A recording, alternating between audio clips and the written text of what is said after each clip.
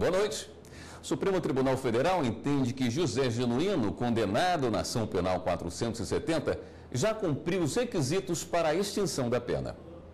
Para o relator, ministro Luiz Roberto Barroso, a situação de Genuíno se enquadra nas regras do decreto de indulto de Natal, editado pela presidente Dilma Rousseff.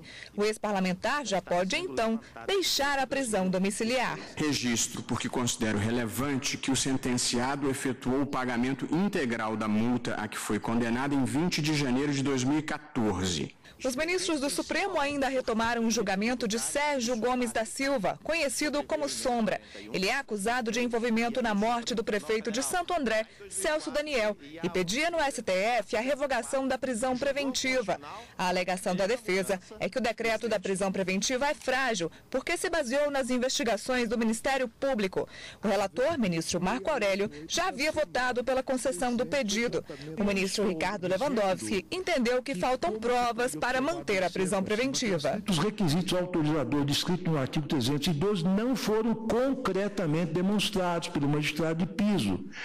Isso porque ele se limitou a inferir a possível periculosidade do réu a partir da gravidade abstrata do delito, o qual teria demais gerado intensa repercussão pública. A ministra Rosa Weber acompanhou o voto do presidente do Supremo, fazendo parte da maioria, que concedeu o pedido em parte para revogar o decreto da prisão preventiva, mantendo Sérgio Gomes em liberdade para responder à ação penal. O plenário ainda concedeu de forma unânime pedido da empresa Folha da Manhã para ter acesso aos comprovantes apresentados pelos senadores do ressarcimento de verbas indenizatórias referentes ao período de setembro e dezembro de 2008. O pedido havia sido negado pelo presidente da Casa Legislativa. O ministro Ricardo Lewandowski acompanhou o voto já proferido pelo relator, ministro Luiz Roberto Barroso, garantindo o princípio da publicidade. Na primeira parte da sessão, os ministros também iniciaram discussão sobre a incidência de contribuições previdenciárias, sobre adicionais e gratificações temporárias de servidores públicos.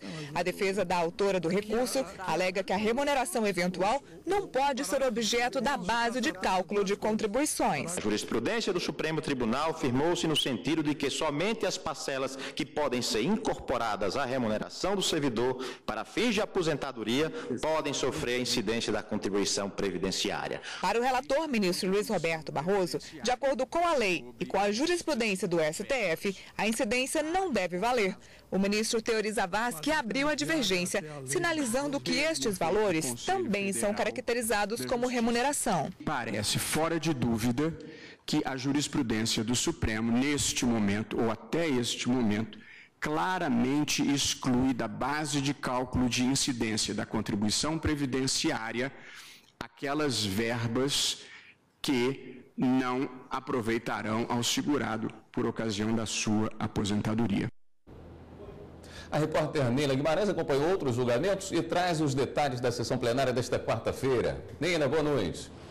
Boa noite, William. Boa noite a todos. Na segunda parte da sessão, então, os ministros retomaram a discussão sobre a incidência ou não da contribuição previdenciária sobre esses adicionais e gratificações dos servidores públicos. Após o voto do relator, ministro Luiz Roberto Barroso, que concedeu o pedido em parte, e do ministro Teori Zavascki, que negou o pedido, teve início o voto da ministra Rosa Weber. Ela acompanhou o entendimento do relator quanto à devolução de alguns valores descontados indevidamente dos servidores públicos, mas o ministro Luiz Fux entendeu por bem pedir vista para analisar melhor o caso. William.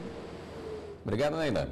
E amanhã também tem sessão plenária extraordinária no Supremo Tribunal Federal a partir das 10 horas da manhã.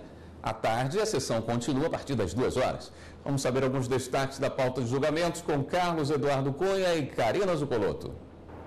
Vários temas em perspectiva de debate pelos ministros do Supremo Tribunal Federal aqui no plenário, nesta quarta-feira, e entre eles se destaca um que é tema fundamental para o desenvolvimento e a manutenção da democracia de Estado. Karina, trata-se da liberdade de informação. Trata-se de julgamento de um mandado de segurança que deve ser retomado com o voto vista do ministro Ricardo Lewandowski. Trata-se de um pedido da empresa Folha da Manhã, editora da Folha de São Paulo, que teria pedido à presidência do Senado da República maiores informações acerca do pagamento das verbas indenizatórias no período de setembro a dezembro de 2008.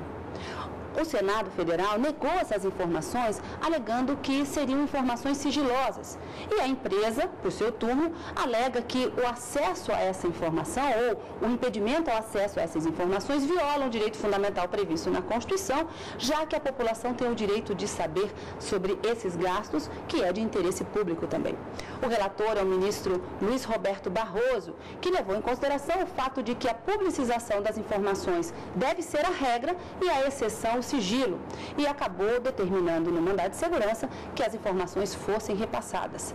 Já votaram com o ministro Luiz Roberto Barroso, o relator, os ministros Marco Aurélio, ministro Teori Zavascki, Carmen Lúcia e Rosa Weber. E, como eu disse, o julgamento deve ser retomado com o voto vista do ministro presidente Ricardo Lewandowski. Se esse julgamento vai se realizar ou não amanhã, na quarta-feira, você tem que acompanhar ao direto do plenário. E lembrando que nós temos encontro marcado também no fim de semana com plenárias e os destaques da sessão plenária desta quarta e desta quinta-feira. A gente se vê.